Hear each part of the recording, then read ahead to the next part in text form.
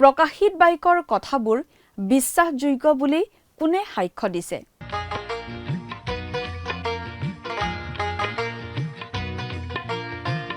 আজিৰে পবিত্ৰ ক্ষণতে উজলি উঠা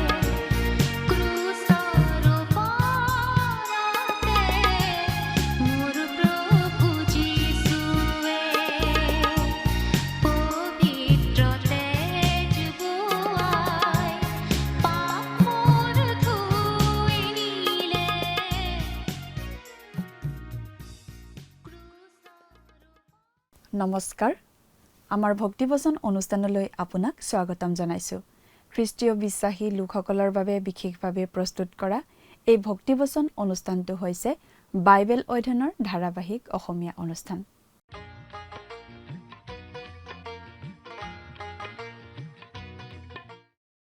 প্ৰিয় দৰ্শক আপুনি যদি আমাৰ আগৰ অনুষ্ঠানটো শুনিছিল তেনেহলে আপোনাৰ নিশ্চয় মনত আছে যে আমি এতিয়া বাইবেলৰ নতুন নিয়ম খণ্ডৰ প্ৰকাশিত বাক্য নামৰ পুস্তকখন অধ্যয়ন কৰি আছো আৰু যোৱা অনুষ্ঠানত আমি এই প্ৰকাশিত বাক্য পুস্তকৰ 21 নম্বৰ অধ্যায়ৰ 19 নম্বৰ পদৰ পৰা 27 নম্বৰ পদলৈকে পঢ়ি তাৰ ভিত্তিত আগবঢ়োৱা আলোচনা শুনিবলৈ পালো আজিৰ অনুষ্ঠানত আমি এই প্ৰকাশিত বাক্য পুস্তকখনৰ 22 নম্বৰ অধ্যায়ৰ 1 নম্বৰ পদৰ পৰা 7 নম্বৰ পদলৈকে পঢ়ি তাৰ ভিত্তিত আগবঢ়োৱা আলোচনা শুনিবলৈ পাম 21 নম্বৰ অধ্যায়ত আমি নতুন সৃষ্টি নতুন জেৰুজালেমৰ বিষয়ে বিশেষভাৱে পালো প্ৰথম আকাশমণ্ডল আৰু পৃথিৱী আঁতৰি যাব আৰু নতুন আকাশমণ্ডল আৰু নতুন পৃথিৱী হ'ব সমুদ্ৰও আৰু নাথাকিব দৰাৰ বাবে সজোৱা কইনাৰ নিচিনাকৈ পবিত্ৰ নগৰ নতুন জেৰুজালেম ঈশ্বৰৰ ওচৰৰ পৰা স্বৰ্গৰ পৰা নামি আহিব ই মণ্ডলীৰ বাবে প্ৰস্তুত কৰা চিৰকলীয়া ঘৰ তাৰ 12খন দুৱাৰত 12জন দূত আৰু তাত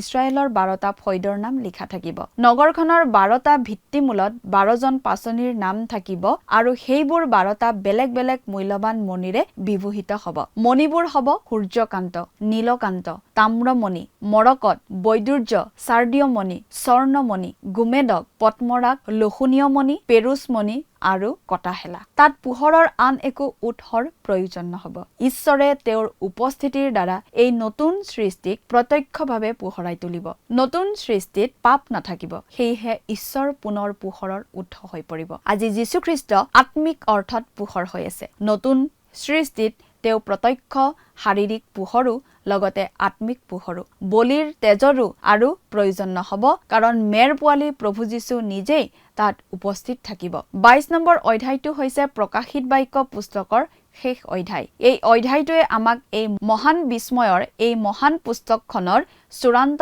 দৃশ্যবোৰলৈ লৈ আনে লগতে ই একেদৰে আমাক ঈশ্বৰৰ বাক্যৰ শেষলৈ আনে ঈশ্বৰে আমাক ইয়াত তেওঁৰ শেষ কথা দিছে আৰু যিহেতু সেইবোৰ শেষ কথা গতিকে ইয়াৰ তাৎপৰ্য অধিক আমাক মানুহৰ যাত্ৰাৰ শেষলৈ লৈ অনা হয় এই অধ্যায়ত পথটো ঠেক হৈ পৰিছে বহু প্ৰশ্ন উত্তৰহীন হৈয়ে আছে বহু সমস্যা সমাধান নোহোৱা হৈয়ে আছে কিন্তু মানুহে যেতিয়া ঈশ্বৰৰ লগত পুনৰ সহভাগিতা উপভোগ কৰিবলৈ অনন্ত কালত প্ৰৱেশ কৰিব তাত সকলোবোৰ প্ৰশ্নৰে উত্তৰ দিয়া হ'ব প্ৰিয় দৰ্শক কথাবোৰ অধিক বহলাই চাবলৈ আহকচোন এতিয়া আমি মূল আলোচনাটোৰ মাজলৈ আগবাঢ়ি যাওঁ প্ৰিয় শ্ৰোতা আপুনি যদি আমাৰ এই ভক্তিবচন অনুষ্ঠানটো নিয়মিতভাৱে শুনি আছে তেনেহ'লে আপুনি নিশ্চয় জানে যে আমি আজি ভালেমান দিন ধৰি বাইবেলৰ একেবাৰে শেষৰখন পুস্তক অৰ্থাৎ যোহনৰ প্ৰতি প্ৰকাশিত বাক্য নামৰ পুস্তকখন অধ্যয়ন কৰি আছোঁ নহয়নে বাৰু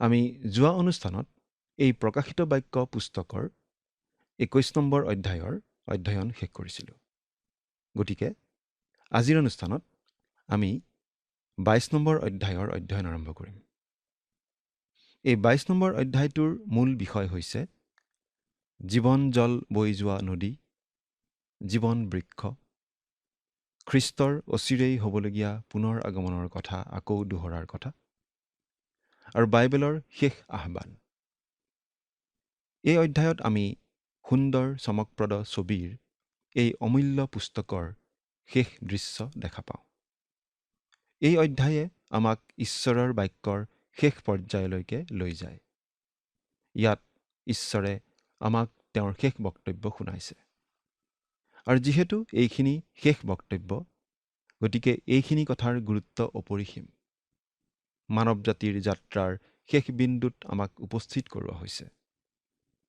সেই যাত্ৰাৰ পথ মসৃণ নহয় উখুৰা মুখুৰা বহুতো প্ৰশ্নৰ উত্তৰ নোপোৱাকৈয়ে ৰৈ যায় বহুতো সমস্যাৰ সমাধান নোপোৱাকৈয়ে ৰৈ যায় কিন্তু মানুহে ঈশ্বৰৰ সৈতে মধুৰ সহভাগিতা উপভোগ কৰিবলৈ অনন্ত যুগত প্ৰৱেশ কৰে আৰু তেতিয়া সকলো প্ৰশ্নৰ উত্তৰ মানুহে পাব বাইবেলৰ আৰম্ভণি হৈছে দৃশ্যপটত ঈশ্বৰক ৰাখি আদিতে ঈশ্বৰে আকাশমণ্ডল আৰু পৃথিৱী সৃষ্টি কৰিলে বুলি আৰু বাইবেলৰ সামৰণিটো আমি ঈশ্বৰকেই দেখোঁ সকলো নিয়ন্ত্ৰণ তেওঁৰ হাতত, আৰু তেওঁৰ লোকসকল তেওঁৰ লগত। তেওঁ কষ্ট সহ্য কৰিলে, তেওঁ মৃত্যুবৰণ কৰিলে, তেওঁ মূল্য দিলে, কিন্তু বিজয় আৰু গৌৰৱ তেওঁৰেই, আৰু তেওঁ সন্তুষ্ট। যিচয়া 53 অধ্যায় 11 নম্বৰ পদত এইদৰে কোৱা হৈছে, তেওঁ নিজ প্ৰাণৰ দুখৰ ফল দেখি তৃপ্ত হ'ব। মোৰ ধাৰ্মিক দাসে নিজ জ্ঞানৰ দ্বাৰাই অনেকক ধাৰ্মিক কৰিব, আৰু তেওঁৱেই তেওঁবিলাকৰ অপৰাধৰ ভাৰ বব। এতিয়া আমি এই প্ৰকাশিত বাক্য পুস্তকৰ 22 নম্বৰ অধ্যায়ৰ প্ৰথম আৰু দ্বিতীয় পদ দুটা পাঠ কৰি দিম। আপোনাৰ লগত যদি বাইবেল আছে অনুগ্ৰহ কৰি চাই যাব, নহ'লে মন দি শুনিব। পাঠ কৰি দিছোঁ। পাছে ঈশ্বৰ আৰু মেৰ পোৱালীৰ সেই সিংহাসনৰ পৰা ওলোৱা স্ফটিকৰ নিচিনা উজ্জ্বল জীৱন জলৰ নদী তাৰ আলিবাটৰ মাজত মোক দেখুৱালে। সেই নদীৰ ইপাৰে সিপাৰে জীৱন বৃক্ষ আছিল। সেই বৃক্ষে 12 বেলি ফল উৎপন্ন কৰে, মাহে মাহে তাৰ ফল দিয়ে, আৰু সেই বৃক্ষৰ পাত হৈছে জাতিবিলাক সুস্থ হ'বৰ কাৰণে। এই অধ্যায়ৰ আগলৈকে নতুন জেৰুজালেমখন কেৱল মণি মুকুতা আদিৰে পৰিপূৰ্ণ আৰু কোনো গছ গছনি নথকা ঠাই যেন আমাৰ লাগি আছিল। অতি মূল্যৱান মণি মুকুতা বাখৰ আদিৰে ভৰি থকা দোকান এখনৰ নিচিনা লাগি আছিল, যেন বহিবলৈ ক'তো কোমল ঘাঁহ নাই, উপভোগ কৰিবলৈ কোনো সেউজীয়া গছ নাই, খাবলৈ ক'তো পানী নাই, কোনো আহাৰ নাই, এনেকুৱা লাগি আছিল। কিন্তু ইয়াত সেই সুন্দৰ নগৰখনৰ সৌন্দৰ্যৰ কোমল দিশটো যোগ দিয়া হৈছে। প্ৰথম এডেনবাৰীত এখন নদী আছিল, আৰু সেই নদীখন 4টা ভাগত বিভক্ত হৈ গৈছিল। যদিও সেই নদী পানীৰে ভৰি আছিল, সেই নদীখন কিন্তু জীৱন জলৰ নদী বুলি কোৱা হোৱা নাছিল। এডেনবাৰী আছিল গছেৰে ভৰা বাগিচা, আৰু সেই গছবোৰৰ মাজতেই জ্ঞান বৃক্ষ আছিল। ঈশ্বৰে কিন্তু মানুহৰ বাবে পথ বন্ধ কৰি দিয়া নাছিল। বলিৰ তেজৰ যোগেদি তেওঁ সেই বাট মুকলি ৰাখিছিল, আৰু আমি জানো প্ৰভু যীশুৱেই সেই অনন্তকলীয়া বলি। নতুন জেৰুজালেমত জীৱন জলৰ নৈ এখন আছে, আৰু এই নৈৰ পানী উপচি পৰাকৈ বৈ আহে ঈশ্বৰৰ সিংহাসনৰ পৰা। ঈশ্বৰৰ সিংহাসনেই সেই জীৱন জলৰ ভুমুক। জীৱন বৃক্ষ এজোপা ফলৰ গছ, আৰু প্ৰতিমাহে এবিধকৈ ফল তাত ধৰে। ফলৰ বিভিন্নতা আৰু প্ৰাচুৰ্যৰ যোগান ধৰে ঈশ্বৰে অনবৰতে। সেই অনন্তকলীয়া যুগত মানুহে খাবও আৰু পানো কৰিব। এই কথাটো শুনি আমাৰ বহুতৰেই নিশ্চয় ভাল লাগিব। আহাৰৰ তালিকাখনৰ বৈচিত্ৰ্য আছে যদিও কেৱল ফলেই খাদ্যদ্ৰব্য হ'ব, আৰু এডেনবাৰীটো তেনেকুৱাই আছিল।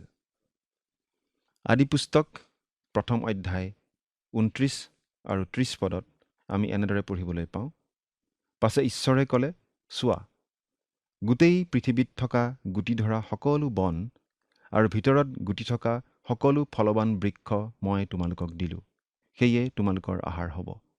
আৰু সকলো বনৰীয়া জন্তু, আকাশৰ সকলো চৰাই আৰু মাটিত বগাই ফুৰা সকলো জীৱ জন্তু, এইবোৰৰ আহাৰৰ নিমিত্তে হ'লে সকলো কেঁচা বন দিলোঁ। তাতে তেনেকুৱাই হ'ল। কিছুমান লোকে প্ৰকাশিত বাক্যৰ এই শাস্ত্ৰাংশখিনিৰ আক্ষৰিক অৰ্থ নকৰি আত্মিক অৰ্থ কৰিব খোজে, আৰু সেই ফল কেইবিধক আত্মাৰ ফল বুলি ক'ব খোজে। এই কথাটোত অৱশ্যে আমাৰ আপত্তি কৰিবলগীয়া বিশেষ একো নাই, যদিহে আমি আক্ষৰিক অৰ্থটো অৱহেলা নকৰোঁ। আমি এই শাস্ত্ৰাংশৰ আক্ষৰিক অৰ্থ মানিম। কথাবোৰ স্বৰ্গৰ বিষয়ে কোৱা হৈছে, আৰু আমি আক্ষৰিক অৰ্থত কথাবোৰ গ্ৰহণ কৰিবলৈ আচলতে একো অসুবিধা নাই, কাৰণ আজিলৈকেতো আমি কোনেও স্বৰ্গ দেখা নাই। তদুপৰি ইয়াত ভৱিষ্যতে ঘটিবলগীয়া কথাহে কোৱা হৈছে। গতিকে কথাবোৰ সম্পূৰ্ণ আক্ষৰিক অৰ্থতেই ঘটিব বুলি আমি মানি লোৱাত একো অসুবিধা নিশ্চয় নাই। আনকি সেই জীৱন বৃক্ষৰ পাতবোৰো উপকাৰী। সেই পাতবোৰ ঔষধৰ নিচিনা। সেই সম্পূৰ্ণ শুদ্ধ সিদ্ধ ঠাইত সুস্থতা আৰু আৰোগ্যকৰণৰ কিবা জানো প্ৰয়োজন আছে? এইটো প্ৰশ্ন নিশ্চয় আমাৰ মনলৈ আহিব। ইয়াৰ সঠিক উত্তৰ আমি নিশ্চয় দিব নোৱাৰোঁ। আমি ভাবোঁ যে সেই অনন্তকলীয়া যুগত নতুন পৃথিৱীত বাস কৰা লোকসকলৰ শৰীৰ নতুন জেৰুজালেমত বাস কৰা খ্ৰীষ্টীয় বিশ্বাসীসকলৰ শৰীৰতকৈ বেলেগ হ'ব। কাৰণ খ্ৰীষ্টীয় বিশ্বাসীসকলৰ শৰীৰ হ'ব খ্ৰীষ্টৰ নিচিনা গৌৰৱময় শৰীৰ। পৃথিৱীত থকা লোকসকলৰ শৰীৰৰ বাবে মাজে সময়ে কিজানি ঔষধৰ প্ৰয়োজন হ'ব পাৰে। সেইকাৰণে তেওঁলোক নতুন জেৰুজালেমলৈ আহিব কেৱল সেৱা উপাসনা আগবঢ়াবলৈকে নহয়, শাৰীৰিক আৰু আত্মিকভাৱে নতুন সজীৱতা লাভ কৰাৰ কাৰণেও। কিন্তু নতুন জেৰুজালেমত নাইবা বিশ্ব ব্ৰহ্মাণ্ডখনৰ ক'তো আৰু পাপৰ প্ৰৱেশ ঘটিব নোৱাৰিব। এতিয়া ৩ নম্বৰ পদৰ পৰা ৫ নম্বৰ পদলৈকে পাঠ কৰি দিম। আৰু কোনো সাও আৰু নহ'ব, কিন্তু তাৰ মাজত ঈশ্বৰ আৰু সেই মেৰ পোৱালীৰ সিংহাসন থাকিব, আৰু তেওঁৰ দাসবিলাকে তেওঁক আৰাধনা কৰিব, আৰু তেওঁৰ মুখ দেখা পাব, আৰু তেওঁবিলাকৰ কপালত তেওঁৰ নাম লিখা থাকিব। ৰাতিও আৰু নহ'ব, আৰু চাকিৰ পোহৰ বা সূৰ্যৰ পোহৰ তেওঁবিলাকৰ প্ৰয়োজন নাই, কিয়নো প্ৰভু পৰমেশ্বৰে তেওঁবিলাকক দীপ্তি দিয়ে, আৰু তেওঁবিলাকে সদা সৰ্বদাই ৰাজত্ব কৰিব।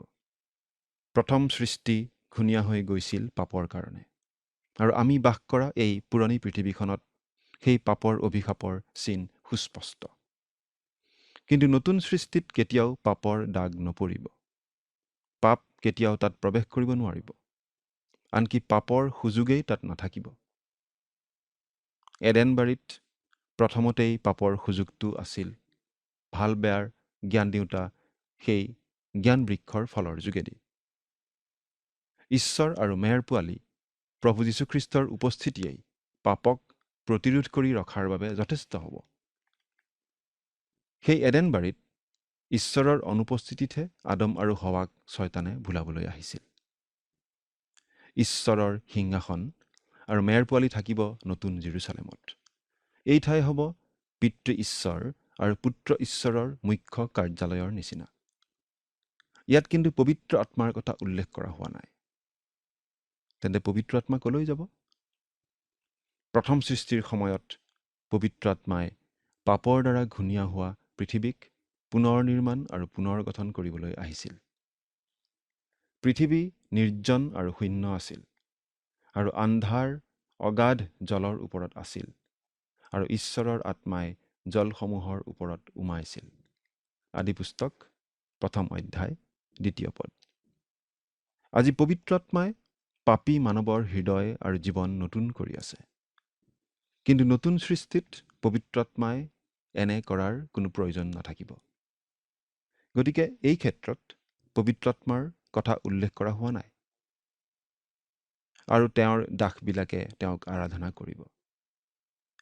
ইয়াৰ পৰা এই কথাটো প্ৰকাশ পায় যে স্বৰ্গত আমি হাত সাৱটি এলাহ কৰি বহি থাকিব নালাগে, কিন্তু স্বৰ্গ হ'ব ব্যস্ত ঠাই, বিভিন্ন প্ৰকাৰে কাম কৰি থকাৰ ঠাই।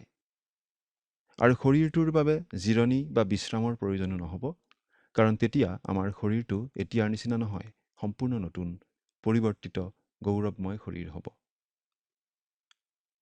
নতুন জেৰুজালেমত আমি সেৱা উপাসনা আগবঢ়াই থাকিম। ঈশ্বৰ যীশুৱাক ইছৰাইলীয় লোকসকলে সেৱা উপাসনা আগবঢ়োৱাটো বুজাবলৈকে এই সেৱাৰ ভাৱটো আচলতে ব্যৱহাৰ কৰা হৈছিল।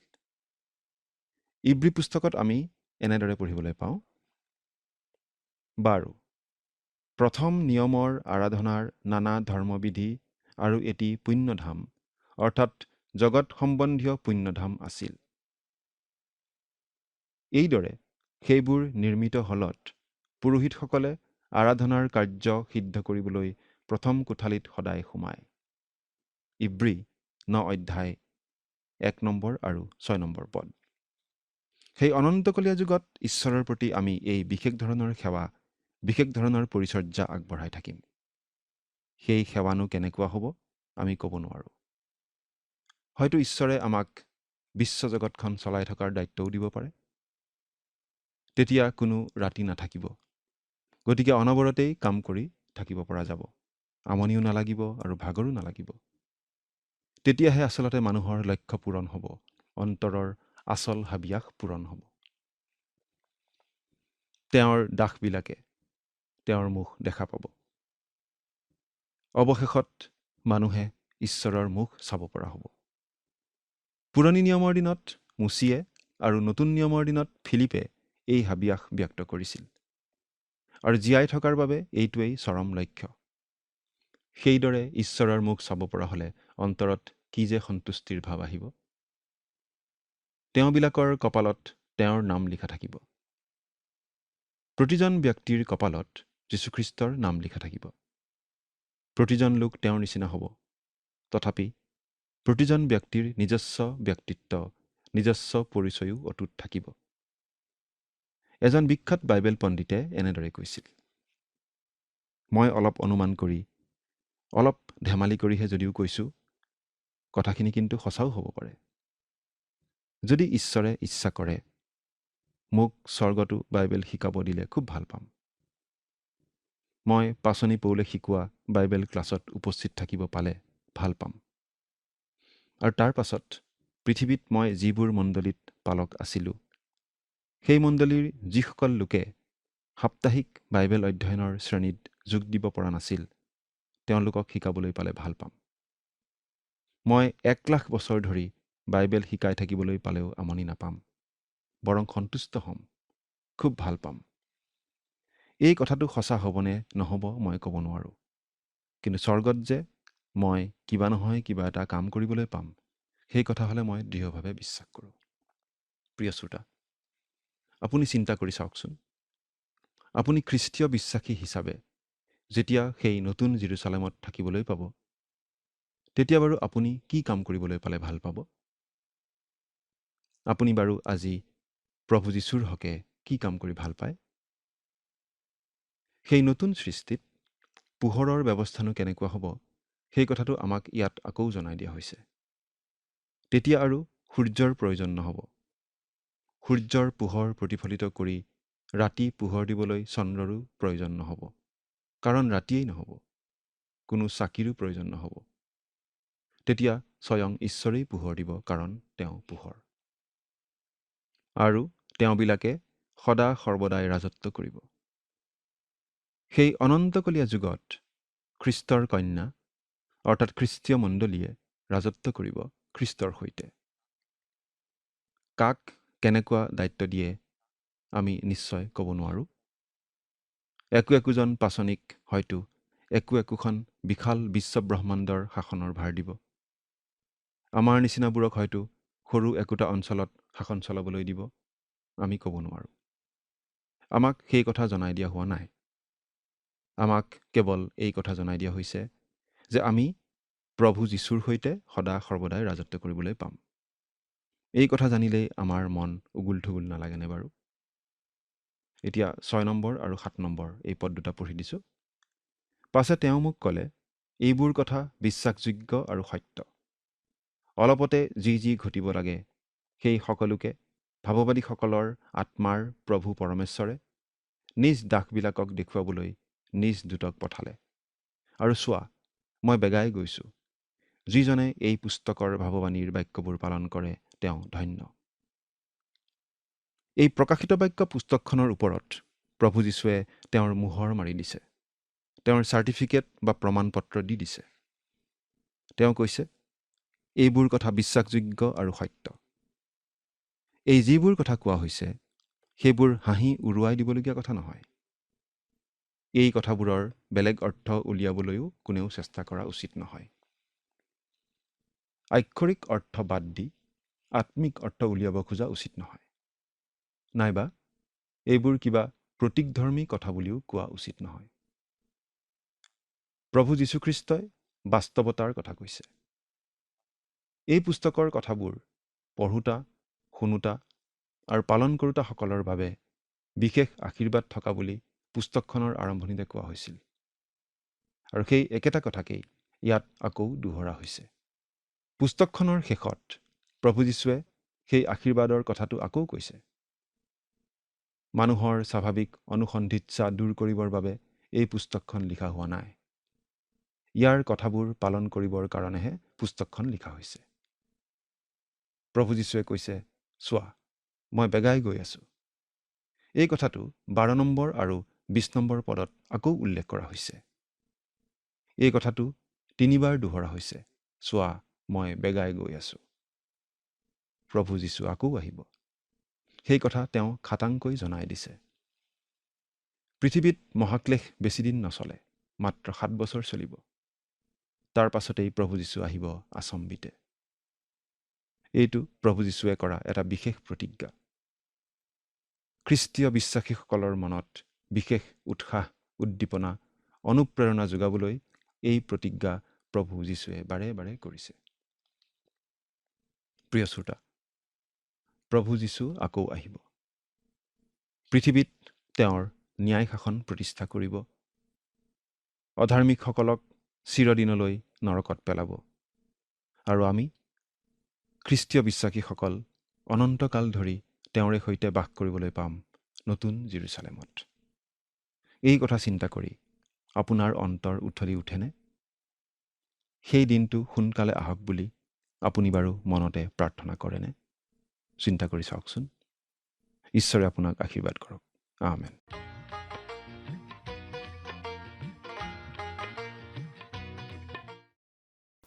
জোহনক কোৱা হ'ল এই বাক্যবোৰ বিশ্বাসযোগ্য আৰু সত্য বুলি। চোৱা, মই সোনকালে আহিম বুলিও জোহনক কোৱা হ'ল। এই পুস্তকৰ ভৱিষ্যৎবাণীৰ বাক্যবোৰ পালন কৰাজন ধন্য বুলি কোৱা হ'ল। প্ৰভু যীশুৱে এই পুস্তকখনৰ ওপৰত নিজৰ মোহৰ মাৰি দি কৈছে এই বাক্যবোৰ বিশ্বাসযোগ্য আৰু সত্য বুলি। গতিকে কোনো মানুহেই সেইবোৰক আত্মিক আৰু প্ৰতীক ধৰ্মীভাৱে চাই তুচ্ছ তাচ্ছিল্য কৰা উচিত নহয়। আমাৰ প্ৰভুৱে বাস্তৱৰ কথা এইখন প্ৰাকৃতিক মানুহৰ কৌতূহল পূৰণ কৰাৰ বাবে নহয়, বৰং এই বাক্য অনুসাৰে জীয়াই থকা আৰু কাৰ্য কৰাৰ বাবেহে। সকলোতকৈ গুৰুত্বপূৰ্ণ কথা এই যে প্ৰভু যীশু সোনকালে আহি আছে বুলি নিজে কৈছে। প্ৰিয় দৰ্শক, আজিলৈ আমাৰ অনুষ্ঠানটো ইমানতে সামৰণি মাৰিব খুজিছোঁ। পৰৱৰ্তী অনুষ্ঠানত আপোনালোকক পুনৰ লগ পোৱাৰ আশা ৰাখিছোঁ। সামৰণিতে আহক খন্তেক প্ৰাৰ্থনাত মূৰ দুৱাওঁ।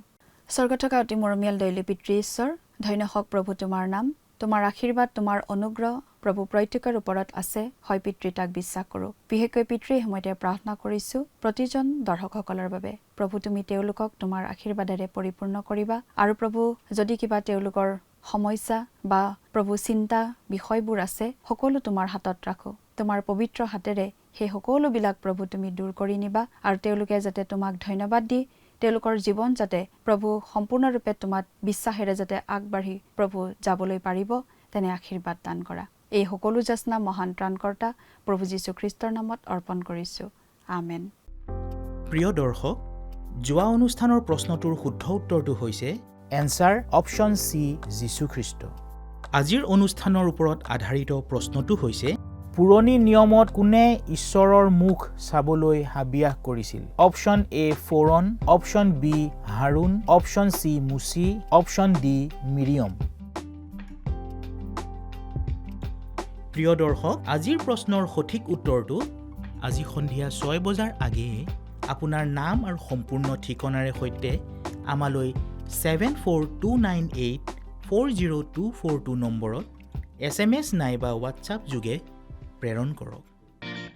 প্ৰিয় দৰ্শক, আপুনি যদি আমাৰ এই অনুষ্ঠানৰ যোগেদি আশীৰ্বাদপ্ৰাপ্ত হৈছে আৰু আমাৰ লগত কথা পাতিবলৈ বিচাৰিছে বা আপোনাক প্ৰাৰ্থনাৰ সহায়ো পৰামৰ্শ লাগে, তেন্তে আমালৈ 7429840242 এই নম্বৰত পোনপটীয়াকৈ ফোন কৰিব পাৰিব। ধন্যবাদ।